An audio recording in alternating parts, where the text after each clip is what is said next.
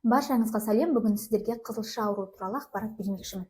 Жалпы қызылша дегеніміз қазіргі заманда кең кезек алып жатқан аурулардың бірі. Ол дегеніміз жедел вирусты өте жұқпалы ауру. Қызылшаның негізгі инкубациялық кезеңі 7 және 21 күн аралығын құрайды, орташа 14 күнді құрайды.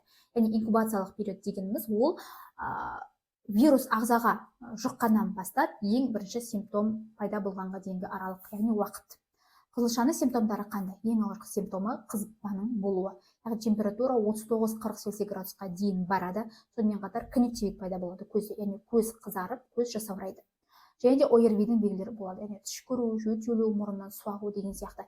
Осы моментте ауыз қуысын ашып қараған кезде екі ортта ақ сұр коплик дақтары пайда болады. Бұл қызылшаның белгілі бір белгісі болып табылады. Және де 4-5 күні денеге бөртпе шыға бастайды. Бөртпе жоғарыдан төмен қарай шығады, яғни бірінші бетте шығады, сосын денеге, сосын аяққа қарай таралады. Бұл бөртпе қайтқан кезде де солай қайтады, яғни бірінші беттен қайтады, денеден, сосын аяқтан қайтады. Бөртпе басталғаннан 4-5 күні осы бөртпе қара түсті болады, одан кейін қабыршақтанып жазылады. Қызылша ауруы не үшін қауіпті? Ең бірінші, ол өте жұқпалы ауру. Яғни қызылшамен ауырған адам белгілі бір жерге, мысалы магазинге болсын, больницаға болсын барғаннан кейін оның вирусы 2 сағат бойы сол жерде айналып жүреді. 2 сағаттың ішінде ол жерге қанша адам барған болса, сол адамдарда соның жұққыштық проценті өте жоғары, яғни жұқтырып алу проценті өте жоғары болып табылады.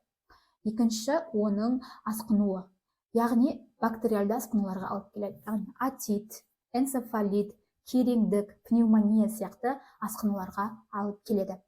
Үшінші, қызылша вирусы ол иммундық памятті жояды. Яғни, осы уақытқа дейін сіздің балаңызда қандай антитела түзілді организмде? Мысалы, 6 айлық дейік сіздің балаңыз. Мысалы, 6 айға дейінгі бала роддомда жатқан кезде гепатит Б-ға қарсы БЦЖ вакцинасын алды. Сонымен қатар АКДС-ге вакцина алды, пневмококкты пневмонияға қарсы вакцина алды. Соған қарсы, вакцинаға қарсы организмде антитела түзіледі. Яғни, антитела дегеніміз иммундық жауап қой. Міне соның бәрін жойып тастайды. Яғни, бала қызылшамен ауырғаннан кейін міндетті түрде жаңағы бұрын алған прививкаларын қайта алу қажет. Өйткені жаңағы антителалар олар жойылып кетті уже организмнен. Сол үшін қызылшамен ауырғаннан кейін прививкаларды қайта алу қажет. Және төртінші, 10-20 жылдан кейін дамитын жедел склероздаушы панэнцефалит болып табылады. Яғни бұл дегеніміз жүріс-тұрыстың бұзылысымен, құрысулармен және де когнитивті функцияның бұзылысымен сипатталатын өте жедел ауру болып табылады. Яғни бұл осы қызылшаның кейін дамитын асқынуы болып табылады. Негізінен қызылшаның арнайы емі жоқ, бұл жерде тек симптоматикалық ем жасалады. Яғни температурасын түсіреміз, көп мөлшерде сұйықтық береміз, және де бүкіл қызылшамен ауырып жатқан адамдарға міндетті түрде витамин А беріледі. Яғни баланың жасына және салмағына сай. Және де витамин D3 де бергендеріңіз абзал. Қызылшадан қорғанудың бір жолы ол екпе алу болып табылады. Яғни ол тірі екпе.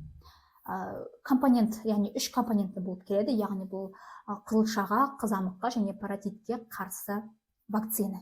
Ол Үндістан елінен шығарылатын, біздің Қазақстанда қолданылады, Үндістан елінен шығарылатын вакцина болып табылады. Тиімділігі өте жоғары, өте жақсы вакцина. Егер сіздің балаңыз екпе алмаған болса, егер де қызылша мен ауырып жатқан адаммен контакт болатын болса, 72 сағаттың ішінде прививканы алуға болады.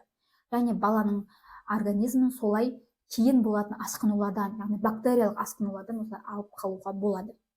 Егер видео пайдалы болған болса, достарыңызбен бөлісіп, лайк басып, комментарий қалдыруды ұмытпаңыз.